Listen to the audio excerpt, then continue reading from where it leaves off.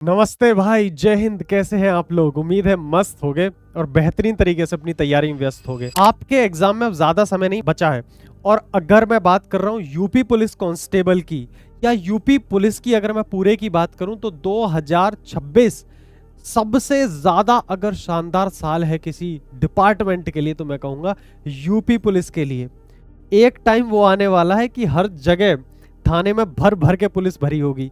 मतलब जितनी जनता नहीं हो उससे ज्यादा पुलिस होगी। खैर ये मजाक से अलग, लेकिन यूपी के अंदर बहुत ज्यादा वैकेंसी आने वाली है यूपी पुलिस की। आपने 81,000 वैकेंसी के बारे में भी सुन लिया होगा। आज मैं बात करने वाला हूं फिलहाल जो आपकी वैकेंसी चल रही है 32,000 प्लस वाली, उसके ऊपर, जिसका एग्जाम होना है जून में। आज हम उसकी स्ट्रेटजी के ऊपर बात करेंगे कि आखिरी 50 दिन में हम कैसे तैयारी करें। देखो एक चीज समझ लेना, क्या आपको 2026 में यूपी पुलिस की तैयारी करनी चाहिए? तो मैं कहूंगा 100% करनी चाहिए। क्यों ऐसा मैं बोल रहा हूं? क्योंकि यहां पर वैकेंसी आनी है और जब 81,000 जैसा नंबर हो तो कट ऑफ बहुत नीचे रहती है, सिलेक्शन के चांसेस बहुत बढ़ जाते हैं। अगर आप ईमानदारी से अभी से मेहनत करते हुए चलोगे तो आप 100% यूपी पुलिस में सिलेक्शन ले जाओगे, क्योंकि नंबर ऑफ वैकेंसीज बहुत ज्यादा है। इतनी वैकेंसी जो सेंट्रल गवर्नमेंट की जॉब होती है एसएससी जीडी शायद वहां भी देखने के लिए ना मिले, जितनी वैकेंसी आपको अकेले स्टेट पुलिस यूपी पुलिस में देखने के लिए मिलेगी। तो इससे बेहतरीन मौका नहीं मिलने वाला। तैयारी कैसे करें? सब्जेक्ट ओरिएंटेड तैयारी करें, अभी से लग जाओ।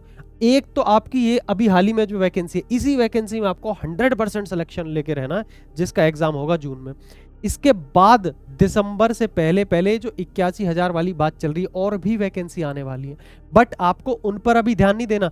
पहले आपके सामने ये एग्जाम है, 50-60 दिनों के अंदर आपको ये 50-55 दिन जितने भी दिन बचे हैं, इनको किसी भी हालत में एक एक दिन को तरीके से अगर आप अच्छे से तैयारी करते हुए चलते हो तो आप यहीं सिलेक्शन ले जाओगे, आपको आगे नहीं भटकना पड़ेगा।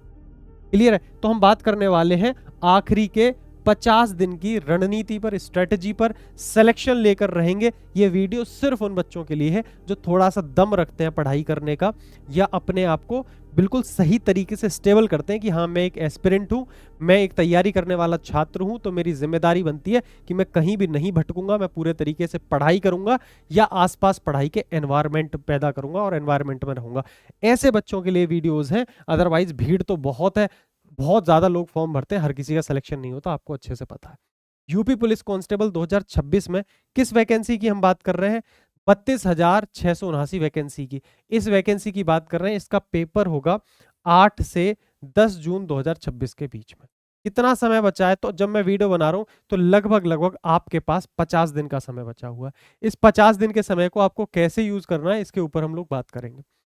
UP police constable exam pattern, अगर मैं एग्जाम पैटर्न की बात करूं तो आप लोग अच्छे से एक चीज समझते हो कि इसमें आता है आपका जीके। 4 सब्जेक्ट आपके टोटल आते हैं, जीके, हिंदी, मैथ, रीजनिंग और मैथ। ठीक है, ये आते हैं। लगभग लगभग कितने क्वेश्चन आते हैं? अगर जो हम ऑफिशियली देखें तो इसमें बोला जाता है 38-37 आपके 150 सवाल आएंगे। एक सवाल 2 नंबर का होगा, यानी 300 नंबर का आपका पेपर होगा। ठीक है, ये आपका पैटर्न रहने वाला है। अब एक चीज आपको समझनी है। क्या समझनी है भाई? कि ये जो मैथ वाला पोर्शन है ना, 37 का जो मैथ वाला पोर्शन है, इसमें मैथ के 37 क्वेश्चन ना करके और कम ही क्वेश्चन आते हैं। ठीक है, और क्या ये मैथ वाला जो भी 38, इन दोनों में से जो ये मैथ वाला पोर्शन है, ये इस पे चला जाता है, रीजनिंग पे। तो मैथ के सवाल तो और कम हो गए। ये उन वाले बच्चों के लिए तो और भी बेहतरीन मौका हो जाता है जिनकी मैथ से, जिन्हें डर लगता है, जिन्हें मैथ से डर लगता हो कि हाँ मैथ तो हमें आती ही नहीं है। भाई आप थोड़ी थोड़ी बेसिक मैथ पढ़ोगे, आप पूरा फोकस अपना रीजनिंग पे, बहुत आसान सवाल आते हैं रीजनिंग के। ठीक है, और अपना हिंदी और जीके पर। हिंदी ऐसा आता है कि भाई आप बिल्कुल बहुत प्यार से पूरी हिंदी में, मैं ऐसे कितने बच्चे होते हैं जब रिजल्ट आता है हम देखते हैं 37 में से 37 नंबर स्कोर किए हुए होते हैं, 37 में से 37 नंबर मार रहे होते हैं बढ़िया तरीके से। ठीक है, और जीके आपको तैयार करनी है कि यूपी जीके आती है? हाँ यूपी जीके भी आती है, वो मैंने इसी के अंदर कंसीडर कर रखी है। मुश्किल से 20 क्वेश्चन आपके मैथ के आते हैं, बाकी टोटल क्वेश्चन आपके रीजनिंग में शिफ्ट हो जाते हैं। सारे रीजनिंग का वेटेज बहुत बढ़ जाता है। सिलेक्शन लेना मुश्किल नहीं है। देखो सिलेबस बहुत ज्यादा नहीं है, ठीक है, सारी चीजें। समझदारी इस चीज में है कि आप कितनी ईमानदारी से खुद को भटकाना बंद कर देते हो 2026 में। आपने कभी, अब तो तुम्हें घोड़े तांगे नहीं दिखते, कभी किसी बच्चे ने घोड़े को तांगे में चलता हुआ अगर देखा होगा तो उसके साइड पे ऐसे लगे होते हैं, ना उसको इधर दिखता ना उधर दिखता, उसको सिर्फ ऐसे दिख रहा होता है। मतलब 2026 तुम्हारे सामने आधे से ज्यादा, और 2026 में तुम्हें पता है कि यूपी पुलिस के अंदर बेहतरीन वैकेंसी आने वाली है। आपको 4 सब्जेक्ट मात्र पढ़ने हैं, मैथ, रीजनिंग, हिंदी, जीके। बस आपको ऐसे ये 4 सब्जेक्ट दिखने चाहिए, आपके सामने लक्ष्य दिखना चाहिए, बस बात खत्म। कोई कितनी भी स्ट्रेटेजी बताए, उससे कहीं ज्यादा जरूरी है कि आपका ध्यान नहीं भटकना चाहिए। अगर आप पूरे तरीके से ध्यान लगाए हुए हो, अपने फोकस हो सारी चीजों पे, तो ये सिलेक्शन लेना बहुत मुश्किल काम नहीं रह जाएगा। लेकिन मैं कितनी भी स्ट्रेटेजी बता दूं, अगर आप पूरे तरीके से फोकस नहीं हो तो आप सिलेक्शन से बहुत दूर रहोगे भाई। कुछ चीजें बता रहा हूं, अपना वीक एरिया ब्रूटली आइडेंटिफाई करो बुरी तरह। लास्ट टाइम चल रहा है, लास्ट टाइम में जितनी भी आपकी वीक चीजें हैं, लास्ट टाइम में इसलिए बोल रहा हूँ, लगभग 50 दिन बचे हैं। हम ये नहीं कह सकते कोई फ्रेशर बच्चा आए और पूरा सिलेक्शन ले जाए 50 दिन में, ऐसा नहीं होता है। आपने पहले से तैयारी कर रखी होगी। ऐसा नहीं है कि 50 दिन का टाइम बहुत कम है, आप नया नहीं पढ़ सकते। आप बिल्कुल जैसे तैयारी कर रहे हो वैसे करो, लेकिन थोड़ी सी प्लानिंग बनाओ। आप अपने जो वीक टॉपिक्स है ना, जो भी आपको लग रहा है कि ये चीज यार मेरे को कम आती है, अब आप उन पे काम करना शुरू कर दो थोड़ा थोड़ा सा। ये जरूरत पड़ेगी आपको। जैसे कि हर स्टूडेंट 2-3 वीक जोन होते ही हैं। जैसे कुछ या कोई चीज कमजोर होती है, किसी की कोई चीज कमजोर होती है। कुछ का होगा कि भाई मैथ हो तो जाती है लेकिन बड़ी स्लो होती है, ठीक है। किसी का जीके वीक होगा, किसी को रीजनिंग थोड़ी अजीब लगती होगी, यार कि रीजनिंग में अटक जाता हूं मैं। तो यहां सबसे पहले जिम्मेदारी बनती है कि आप अभी से अपने वीक टॉपिक्स को अच्छे से एनालाइज कर लो, उन्हें एक जगह लिख लो कि यार ये जो टॉपिक है, मैथ में मेरी स्पीड नहीं आती, ये मेरी कमजोरी है। स्पीड कैसे बढ़ेगी मैं बताता हूं अभी, ठीक है। स्पीड या टाइम मैनेजमेंट कैसे गड़बड़ है तुम्हारा मैथ में, वो देखेंगे। या मान लेते कोई टॉपिक है, फॉर एग्जांपल कंपाउंड इंटरेस्ट आता है भाई, हाँ जी बिल्कुल आता है, इसमें सिलेबस में है। आपको चक्रवृद्धि ब्याज में आपको सवाल नहीं कर पाते, तो पहली जिम्मेदारी बनती है कि पहले आप इनको लिखो कि हमारे ये वीक टॉपिक्स हैं, ये मेरे कमजोर टॉपिक्स हैं, इन टॉपिक्स को मैं ज्यादा समय देने की जरूरत है, तो आप इनको ज्यादा समय देना शुरू कर दो। ठीक है, इनको ज्यादा टाइम दोगे ये चीज ठीक होने लग जाएगी। जीके बीके रीजनिंग जो जो चीज वीक है, बहुत जरूरी है कि पहले आप उनको लिख लो, एक बार लिखना शुरू करो भाई कि ये मेरे वीक टॉपिक्स हैं। जब वो टॉपिक्स लिख लोगे तब उन पे काम करना शुरू करोगे। या कोई स्पेसिफिक चीज है तो उसे आप यूट्यूब पे डालकर भी सर्च कर सकते हो।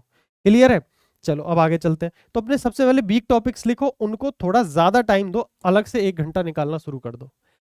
लो स्कोर से पैनिक मत होना। क्या आपको मॉक टेस्ट देने चाहिए? 100% आपको मॉक टेस्ट जरूर देने चाहिए। मॉक टेस्ट के लिए मैं हमेशा बोलता हूं कि भाई ये आपका 2-3 चीजों में हेल्प करते हैं। आपकी टाइम मैनेजमेंट, जो आप कह रहे हो कि यार टाइम मैनेज नहीं होता, टाइम मैनेजमेंट आपको सबसे बेहतरीन अगर कोई एग्जाम में सिखा सकता है तो वो सिखा सकता है आपका मॉक टेस्ट। आपको मॉक टेस्ट देने आने चाहिए, ठीक है। लेकिन जब आप शुरुआत में मॉक टेस्ट दोगे ना, तो आपका स्कोर क्या रहेगा? बहुत कम स्कोर रहेगा। कई बार मैंने देखा है, जैसे ही लो स्कोर आया, बच्चा कहता है अरे यार ठीक है, मैं तो जैसी मेरी तैयारी चल रही है मैं तो ऐसा पढ़ता रहूंगा, जाके सीधा पेपर दे के आऊंगा।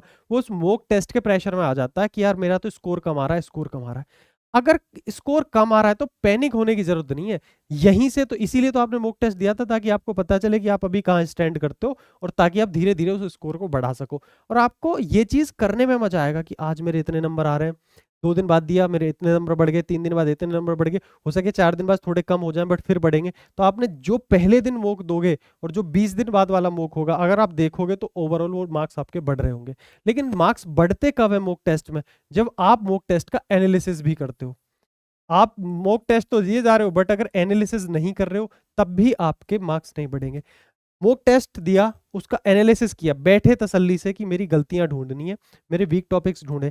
आपने जो जो वीक टॉपिक्स हैं, जैसे मैंने पहले बताया, वहां लिखे। फिर ये और एक्स्ट्रा वीक टॉपिक्स मिल गए, इन पे तुमने काम किया, इन्हें स्ट्रॉन्ग किया। जब आप अगली बार मॉक टेस्ट देने बैठोगे तो जो पहले के वीक टॉपिक्स हैं वो कवर हो गए। अब तुम फिर दोबारा मॉक टेस्ट दोगे तो वो नंबर नहीं कटेंगे। तो इस तरीके से जब आप हर मॉक टेस्ट में इंप्रूव करते चले जाओगे तो धीरे धीरे आपके मॉक का स्कोर बढ़ जाएगा, साथ में आपका कॉन्फिडेंस भी बढ़ जाएगा। बात आ रही है समझ में? चलो अब मैं बात करता हूँ 1 पेज रिवीजन शीट। मैंने हमेशा बोला है, मैं कई बार बोलता हूँ, मैथ की अगर मैं बात करता हूँ तो मैं बोलता हूँ कि कैलकुलेशन सीट हमेशा बनाओ आप लोग। कैलकुलेशन सीट बनाने के लिए मैंने हमेशा बोला है। अब मैं आपको कहता हूँ कि 1 पेज रिवीजन सीट आपके सामने होनी चाहिए। क्या क्या होना चाहिए उस 1 पेज में? देखो फॉर्मूले, जितने भी मैथ के फॉर्मूले हैं या कुछ रीजनिंग के भी ऐसे फॉर्मूले हैं, उनको आप जरूर एक पेज पर लिख के रखो, और एक ऐसा पेज हो, मैं तो कई बार कहता हूँ चार्ट बना लो भाई, दीवार पे चिपकाओ बड़ा सा चार्ट, लेकिन उस चार्ट को पहले अच्छे से तैयार करो पेन से। उसमें मैथ के सारे फॉर्मूले हो गए, रीजनिंग के फॉर्मूले हो गए, इंपॉर्टेंट फैक्ट्स हो गए, कुछ जीके की ऐसी चीजें होती हैं जो कई बार दिमाग से स्लिप हो रही होती हैं, वो आप वहां लिख सकते हो। जो चीजें आपको याद रहनी चाहिए, ठीक है, वो परमानेंट चीजें आपको, इंपॉर्टेंट फैक्ट्स हो गए, जैसे डेट हो गई, हिस्ट्री की सारी डेट आपने एक जगह इकट्ठा करके सामने चिपका दी, उसी फॉर्मूले के बराबर में लिख दी। ठीक है, तो आपको मैथ के फॉर्मूले तो रिवाइज कर रहे हो, हिस्ट्री की डेट बहुत कंफ्यूज करती है, सीक्वेंस में आपने एक सीक्वेंस बनाया डेट का और वो लिख दिया आपने। जितनी भी ऐसी चीजें जो दिमाग से निकलती रहती हैं, उनको वन शीट में बनाओ और लिखो। कुछ ट्रिक्स वगैरह होती हैं, कुछ हैक्स होते हैं, ठीक है, कुछ टेबल्स हो गए, कुछ स्क्वायर्स हो गए, वो सब भी आप, कैलकुलेशन वाली चीजें हो गई, वो सब आप एक पेपर में लिखना शुरू करो।